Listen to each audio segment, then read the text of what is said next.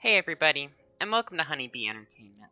I'm your Coach B, and today we're going to be exploring playstyles and roles in Overwatch 2, and perhaps how you might be able to better select mains in this game. Before we get started, I'd like to give a quick disclaimer.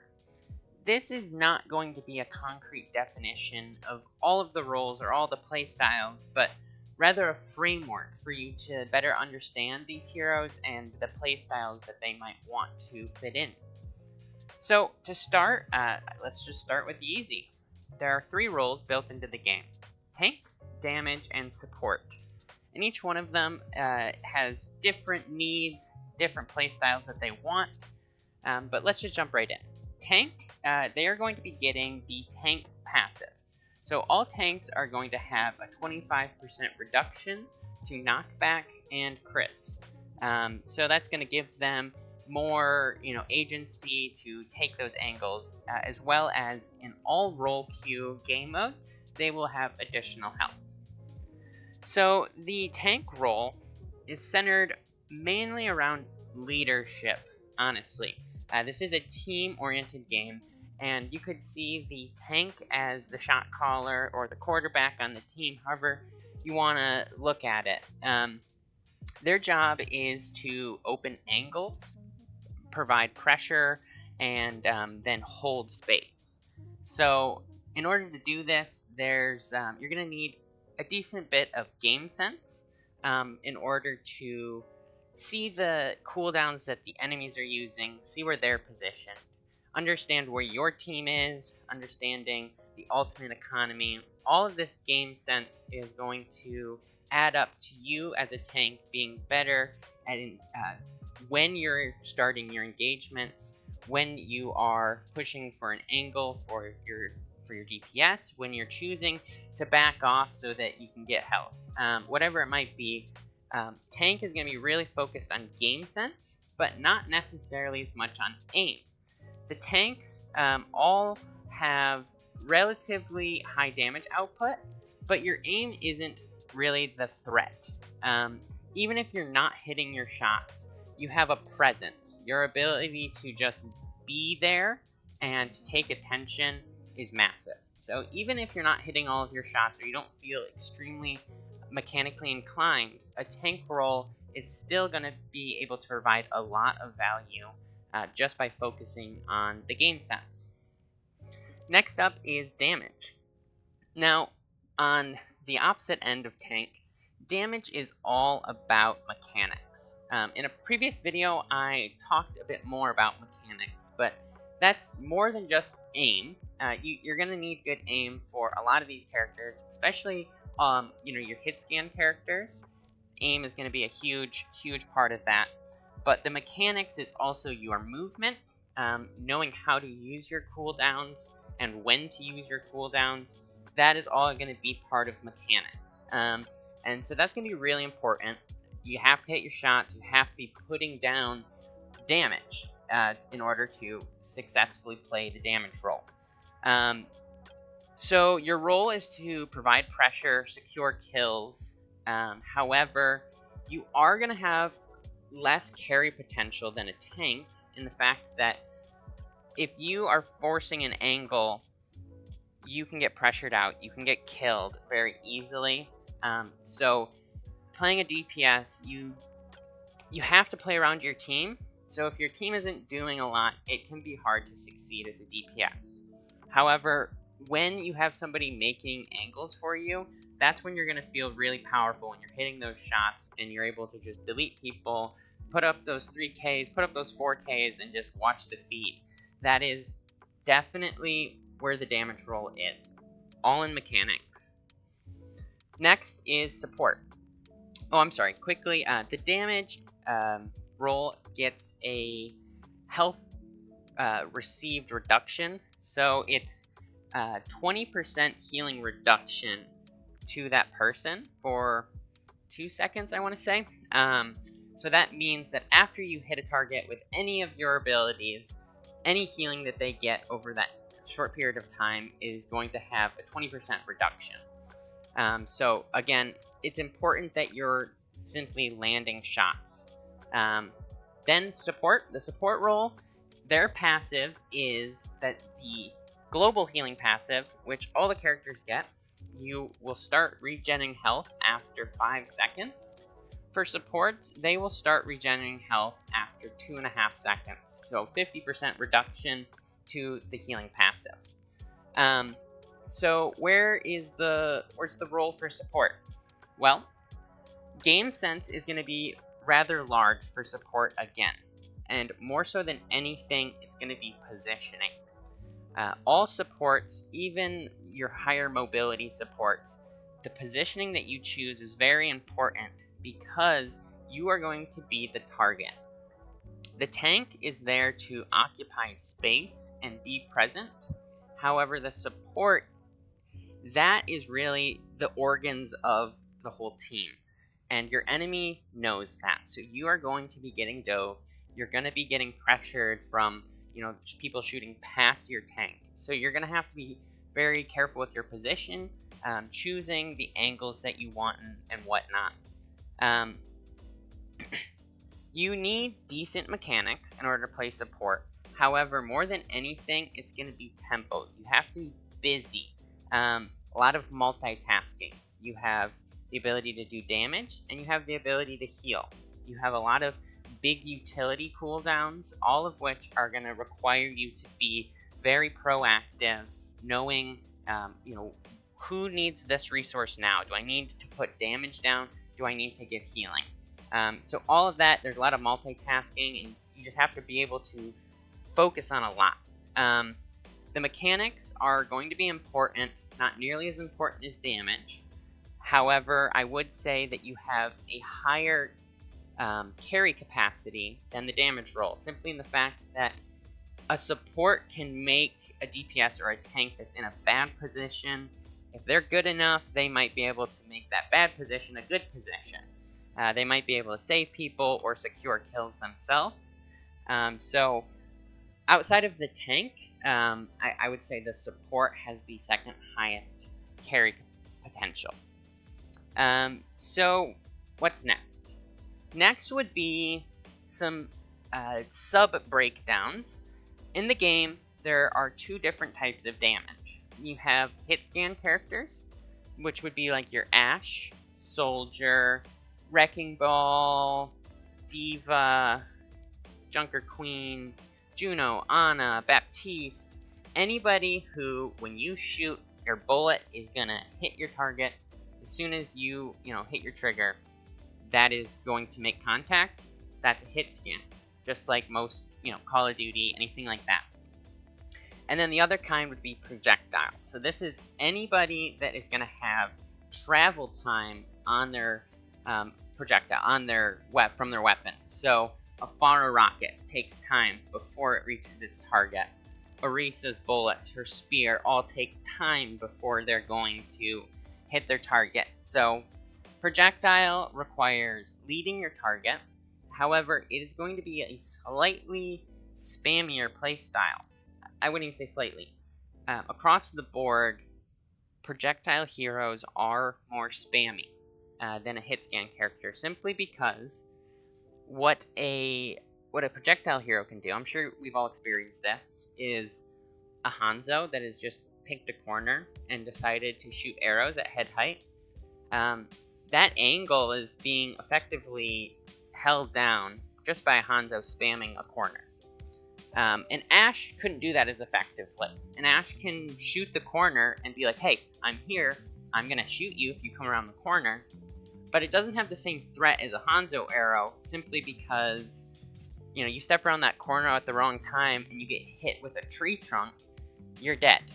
So the idea of a projectile hero is that you're a bit spammier, but you're able to hold space more passively than with a hit scan character, who's going to require you to have truly excellent aim.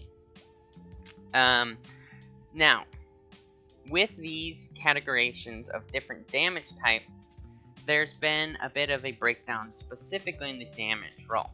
The damage roll gets split up into 2 subdivisions, a hit scan DPS or a flex DPS. The first one is pretty self-explanatory.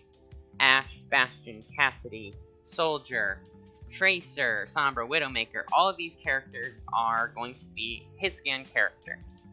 And typically on a team, you want to try to have a flex DPS and a hitscan DPS.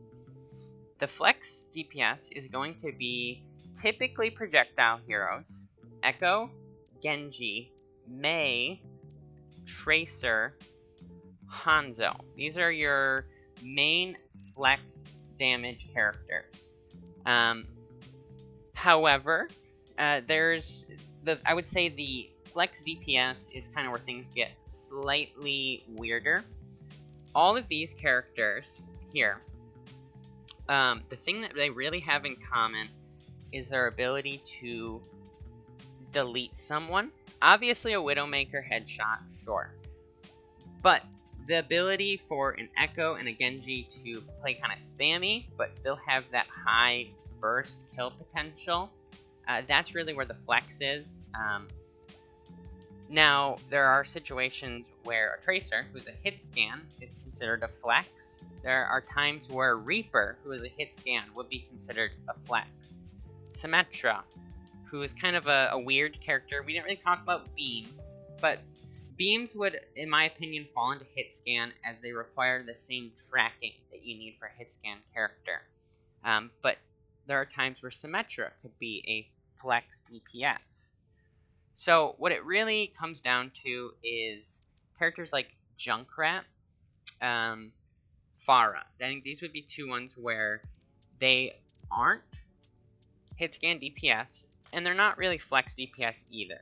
They would probably slot in as a hitscan DPS or a main DPS, I guess you could say, as their job is to just put damage down. Where your flex support an Echo compared to a Pharah, the Pharah is going to be spamming the battlefield, doing a lot of damage. Echo is looking to poke from an off angle, fly in on someone, drop their stickies, hit them with a beam, and just finish a target. So the playstyle is a bit different between the flex and the hit scan. And then finally, support. Support isn't broken down by projectile or hit scan, but rather it's broken down into playstyle. So you have a main support and a flex support. In the game, the only main supports are Brig, Lucio, Mercy, and Lifeweaver.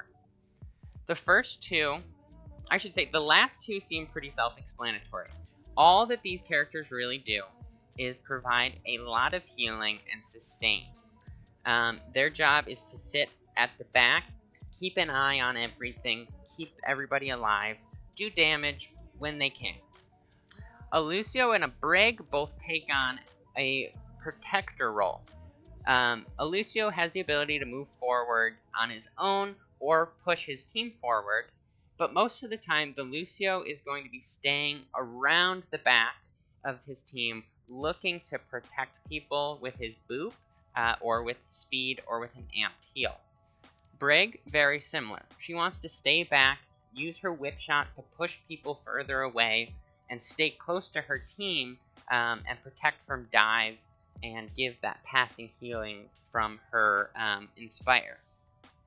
Everyone else is going to be a flex support. So a flex support is very, they are concerned about keeping their team alive, as a support's job is to provide healing. However, all of your flex supports are going to be prioritizing damage far higher than a main support. The impact of a Zenyatta fully charged burst on a discorded enemy is on the same level as a Tracer running up and one-clipping someone. An Ana landing a huge anti on a Roadhog or on a Mauga or anything like that is going to allow for a turn in combat to happen. A damage ability is going to make a play. Baptiste has the ability to just put out a ton of damage, as well as just sit next to his DPS or tank and keep them alive. Same thing with Illari. She can throw up her pylon and do a lot of damage. So it's abilities that are either gonna quickly deal damage to the enemy. You know, even maybe Juno's torpedoes could be considered an ability like this. They have offensive abilities, but primarily they're going to be getting value slightly more passively on the healing side, and going to be finding more value through damage. So we've looked at the 3 roles. We've looked at the subdivision of damage characters and of support characters. So let's go back to tank now. In the game, we have 3 different compositions. There is the dive comp, the brawl comp, and the poke comp. Now, these are terms that have been around for about as long as Overwatch, and they still remain because it is still such an easy breakdown of the game. None of these are going to be completely copy and paste, but these are, again, frameworks for how every composition is going to be built. Now, in Overwatch 2, truly the support lineup has more impact on the team comp, I would say, than the tank or the DPS characters. However, the tank is going to either synergize with the support lineup, or they're going to kind of struggle with the support lineup. So, any tank character with mobility, a D.Va, a Doomfist, a Wrecking Ball, a Winston, all of these characters will be considered dive characters. The reason being is that they have the mobility to jump into the backline, do damage, and then find their way out again. Next would be brawl tanks.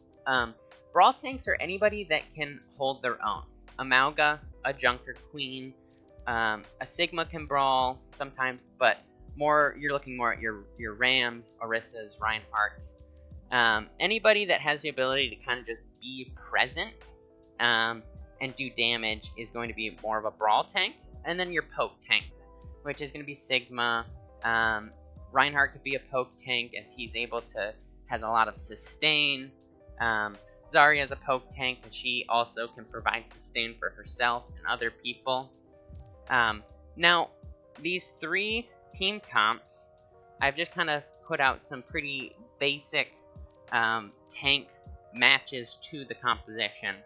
However, those comps can be sort of combined together in certain ways. In the fact that if you're playing a D.Va, that is what I've said is a dive tank, and you might accompany your D.Va with, let's say, a Tracer, who's going to be working as, probably in this case, a flex DPS, and they're going to be diving with the D.Va. However, on this same team comp, you're going to have an Ashe, and you're going to have a Zenyatta, and let's say an Ana and a Brick, okay? Your D.Va and your Tracer are going to be diving. However, your Ashe, your Ana, and your Brig are all going to be playing more of a poke game. So as your Tracer and D.Va are pushing in, these 3 are going to be staying back, and they're going to be providing support from a distance. Brig is there to keep Ana and Ashe alive. Ashe and Ana are looking for picks in the space that the D.Va and Tracer have made. So that would be a situation where you kind of have a amalgamation of 2 of these. Similarly, Brawl and Poke, I've found, have been 2 that have kind of gotten mixed up a lot of times. Maybe you have a Junker Queen that's, let's see, New Queen Street. Junker Queen in that street, kind of just on the street throwing axes in a big brawl. Behind them is maybe, a soldier or a Junkrat or somebody set up just putting damage down the street. And then you have more characters that are going to be sitting like a Venture. A Venture can poke or brawl pretty well. A Cassidy can poke and brawl. So there's a lot of characters that can do more than one thing. But the idea of it, a dive composition is going to simply be focused around one thing. I shouldn't say one thing, around like 3 things. High mobility. Every character is going to have to be slightly more self-sufficient, as they're more than likely going to be further away from their team. But the playstyle is that all of these moving parts are going to sort of circle around the engagement and collapse in. And that's how the dive comp works. Brawl, on the other hand, is about high sustain, high damage, and more often than not, your team is going to stay stacked up, taking really short off angles and more or less kind of keeping in a nice little crescent as they're moving down the battle. And then finally is poke. Poke is played very slowly. It's a give and a take game. You have to stay alive, and you do that by holding space. Sigma is just hands down the best example I can think of in this game for what poke is. Sigma, if cycling his cooldowns properly, is able to set up somewhere, throw damage at a very nice range. He's got good range, and his shots will explode when they're at his furthest range. So very clear range. If you're within his range, you're going to be taking a lot of damage. You have the threat of getting hit with a rock and getting absolutely destroyed. So a poke game, he's playing really slow, moving just a few inches at a time. Drop the shield, move forward with a suck, put up a shield, whatever it might be for the situation. It's played slowly, it's played cautiously, and it's about knowing when you can push and when you need to give up a little ground. So, we have tank damage support, we have flex damage, hit scan damage, flex support, main support. I feel like I've adequately explained all of these, but now let's give an example of maybe how you could select from this. The first thing I would ask is, what role sounds most appealing to you? Are you okay with being a punching bag and being, able to make big plays and really be the wild card that can just turn the whole match for your team? Do you want to focus really, really heavily on having great aim, having great movement, and just really knowing your character and how to win 1v1s? Then you might want damage. Or perhaps you really want to feel like you are just doing the most. The game is not necessarily centered around you, but you have the agency to turn the game in a lot of different fashions all at the same time. Then maybe support. Now, after you've chosen a role to start, I would recommend that you pick maybe 2 characters from that role. And if you're going to choose for the tank role, I would maybe choose somebody that can kind of be a generalist, and then maybe whatever role sounds the best to you. Ultimately, for tank, I would recommend that it's a pretty small roster, that you have at least 3. At least 1 for every type of team comp, just so that you can fall back on something if your team, maybe they really need you to dive, even though, you've been doing good brawling, but you need to start diving. The ability to, rely on your ability to fall back on a Doomfist, for instance, that is really important. However, for the DPS and the support roles, I think I really would recommend you stay at 2. So, if you've chosen DPS, next you have to ask yourself, do you want to be a hit scan DPS, or do you want to be a flex DPS? Myself personally, I am a flex DPS. I really love Echo. I've been working on Tracer. Pharah's my other one, who, like I said, Pharah and Junkrat are really weird, just because they're both projectile heroes who sort of aren't flex DPS. But I like to play Pharah more like a flex DPS. So I would say I'm a flex DPS. I like the projectiles a lot, and I also like the agency and the timing of kind of falling on somebody and really doing all that damage and seeing a reward right then. On the other hand, if you want to just be really on top of your mechanics and just really be about aim more than anything, I really would recommend that you be looking at a hit scan DPS. Give them all a try. After you've decided I'm going to be a hit scan DPS, go through the roster, try them all out, see what you like, who you don't like, and pick 2. Similarly, with support, I would recommend you ask yourself, do you want to be a bit more of a playmaker actively, or do you want to be more of a playmaker passively? If you like the idea of really being the medic, keeping your team up, keeping them on their feet, I would recommend that you go and look at the main supports. Once again, I think it's important that you have 2 under your belt. Brig and Lucio, or Lifeweaver and Mercy. Out of those 2 pairings, I'd pick 1. So maybe Brig and Lifeweaver, or Lucio and Lifeweaver. Whatever it might be, that way you kind of have more of a defensive main support and a bit more of a offensive main support, I guess you could say. They're going to be doing more healing, whereas their job is to be slightly more protective of their backline. Now, if you want to be making big plays, you're looking at the flex support. Once again, I would recommend that you just have a general amount of time put into all of these characters to give them a try and just see what it is that you like exactly. From there, again, I would focus on 2. It doesn't really matter. At this time, I would say Ana and Kiriko are the best generalist flex supports.